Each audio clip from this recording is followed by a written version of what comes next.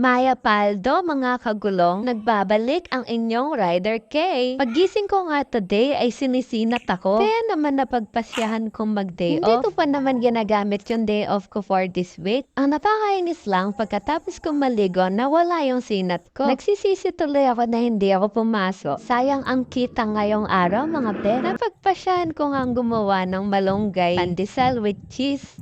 At ayan na nga, nagnanakaw ako ng malunggay sa kapitbahay. Hindi, charot lang nang hingi ako ngayon. Dahil nga lagi akong chinachat nila Tita Ruby at Tita Jelly, napagpasyahan kong pumunta sa kanila. Nakatouch kasi na kahit papano, kagi kang inaalala ng pangalawang pamilya mo. Ito na nga't hinihimay ko na yung malunggay kasi gusto ko fresh na fresh yung ilalagay ko sa pandesal. O diba, hindi lang rider ang tita mo, baker pa, sang papa, all in one na. At sinimulan ko na ang paghalo-haloin yung mga ingredients, guys. Ang ating recipe for today ay 3 cups of flour, 1/4 of sugar dapat. Kasi yung nilagay ko mas konti kasi diabetic si Tito. Kung di nyo nga pala natatanong guys, graduate sa Bachelor's Degree in Culinary Arts and Hospitality Management ang inyong tita. Alam nyo guys, sobrang bilib ko sa mami ko. Kasi napagtapos niya kami mag-isa ni Kuya. Thank you so much, Mami. I love you. Sa mga single mom dyan, saludo po ako sa inyo. Hindi ko alam kung anong magic yung ginagawa nyo kasi ako nga sarili ko, hindi ko pa mabuhay mag-isa. May God be with you always. Shalom. Nilagyan ko na nga rin to ng 1 teaspoon of salt. Pampalasa sa relasyon nyong napakapait na. At nilagay ko na rin ang 1.5 teaspoons of yeast. At nagmelt na pala ako ng 2 tablespoons of butter para halo ko na dito. Habang ang nagme-melt ako ng butter, nilagyan ko na to ng 1 tablespoon of vanilla. Nag-crack na rin ako ng isang itlog. Then nga pala sa tabi ko si Angel, nagluluto ng champurado, almusal namin dalawa. Nung nag-melt na yung butter, hinalo ko na sa mixture. Naglagay na rin ako ng 1 cup of water. Tapos nilagay ko na rin yung hinimay kong malunggay. At dahil nga pang rider ang kuko ng tita nyo, pinutulan ko na muna. Kailangan ko na kasing inid yung dough. Mali.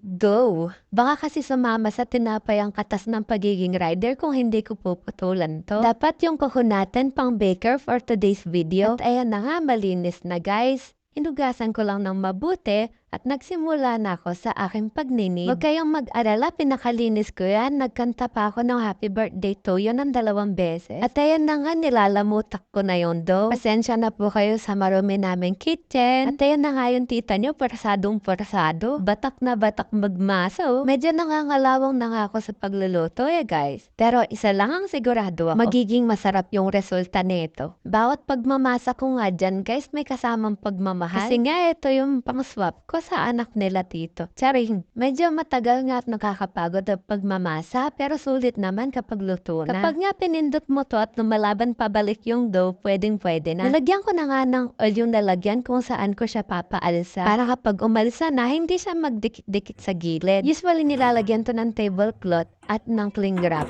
kapag pinapaalsa pero ako sa oven na lang. At habang pinapaalsa ko yung dough, kumain muna kami ng champurado ni Angel. Habang kumakain, pinapanood namin yung mga nauna ko ng video at tinitignan ko yung reaction niya kasi tawang-tawa siya. Ang sarap nga nitong champurado guys, mas masarap siguro to pag may tuyo.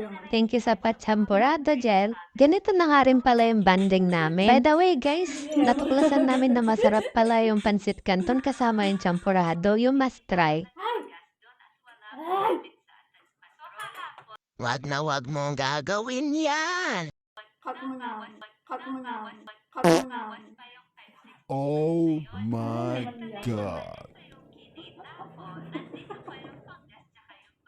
Hindi ko talaga yun alam pero kinain niya pala yung nahulog sa lamesa at pinapakat niya sa video. Kahit laging kami lang dalawa yung magkasama, sobrang saya namin yan ng little sister ko. Sinag ko na nga yun daw kung umalsa na at ang ganda nga nung pagkakaalsa niya guys. Pero nagdagdag ako ng 20 minutes guys para sobrang alsa talaga. Habang nga nagising tayo, dumating tong mga Shopee. Ito nga pala yung sponsorship ni Mr. Sinnerman Gaming. Kasi nga nakita niya na wala akong helmet phone holder. At tinatali-tali ko lang ng nostro para hindi mahulog yung action cam. Maraming salamat po. Biyaya kayo sa akin. Eto na nga't dali-dali kong binuksan yung mga binigay sa akin. Another puzzle na naman to sa buhay ko, guys. Medyo nagdurugo talaga yung utak ko sa mga ganitong bagay. Kasi nabahaba naman ng panahon, nalagay ko naman sa helmet. Sobrang happy ko nga kasi hindi nagagalaw-galaw yung mga video ko niyan sa action cam. Nakakahilo daw kasi sabi ni Mami yung mga video ko.